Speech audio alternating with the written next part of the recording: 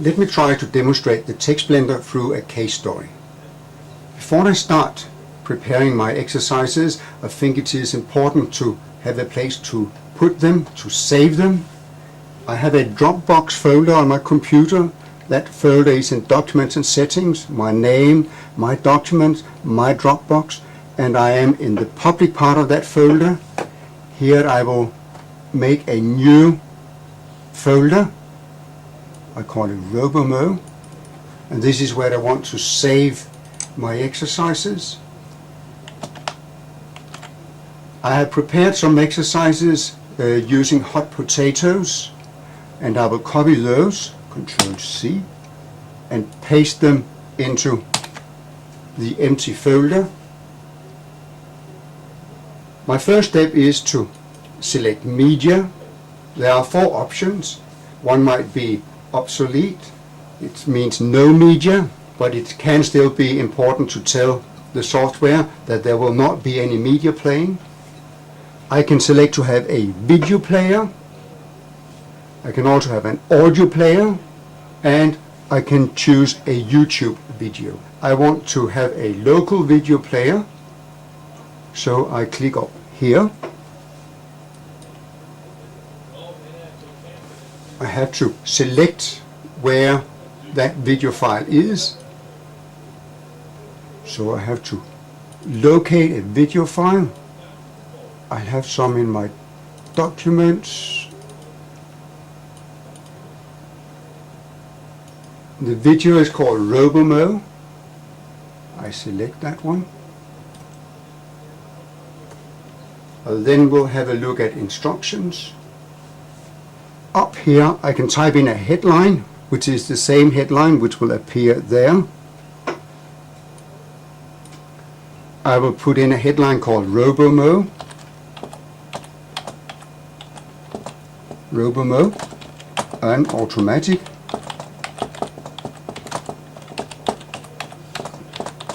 lawnmower. Click on a word to look it up in the dictionary. That is the instruction that will be below there. A web file to continue to when the user clicks next. I have prepared a web file that I call cross1.htm.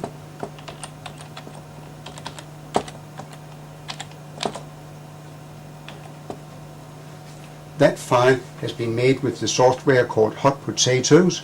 You can go to the pool's website, www.languages.dk, click on Tools, and you can learn how to use Hot Potatoes, where you can create different exercises. I then want a text to tell about the copyright. I now want to enter a block of text, and I have prepared a text which I've copied into Notepad. So just copy all of that text, Ctrl+C. I move into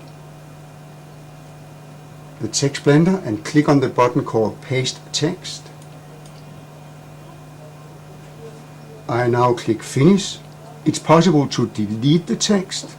You can change the font, but that does not make any change on the final web page, but it can make some fonts visible in the TextBlender. Usually you would not need that button. Just click Finish. So I can see now that I have a video, I have a text block. Now I need to decide on a dictionary. The text was in English, so I start with English, and I would like a dictionary from English to Danish. There. I can click on a summary to see that the web page headline is RoboMo, an automatic lawnmower. I start with a video player. The instruction is ready. The main part of the web page has 434 words, and the next button will send the user to an exercise called cross2.htm, and there is a copyright notice. My next step is to export the web page that I have created. I click Export. Right now I just want to export the web page.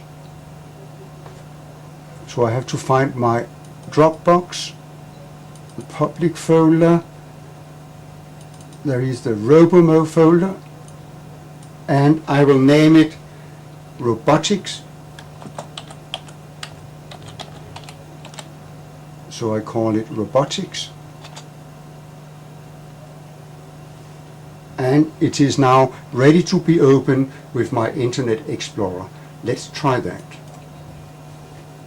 In my Dropbox public Robomo folder, I can now see that I have the file Robotic, which is the one that I've just created with the TextBlender, but there is also now a Robomo video.wmv. That file has been copied automatically by the TextBlender to the final folder. I now click on the file Robotics HTM to see that it works.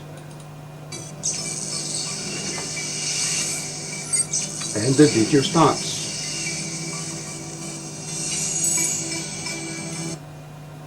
I can click on the different words. Let me try to click on mower.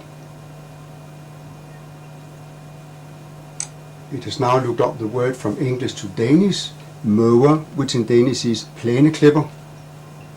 Should I want it in another language, I could take Polish and click go. And the word has now been translated into Polish. I would also like to test if it works with the next button. That should take me to the next exercise.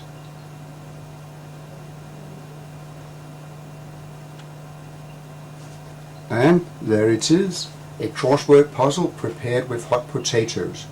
Right now these files run from my local disk, my local hard disk. It would be nice to run it from the real internet.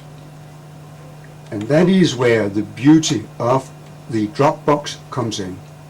Of course, here I have the file robotics.htm.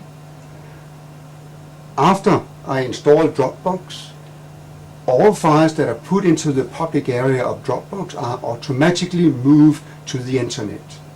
So to find the address on the internet, I right-click the robotics.htm.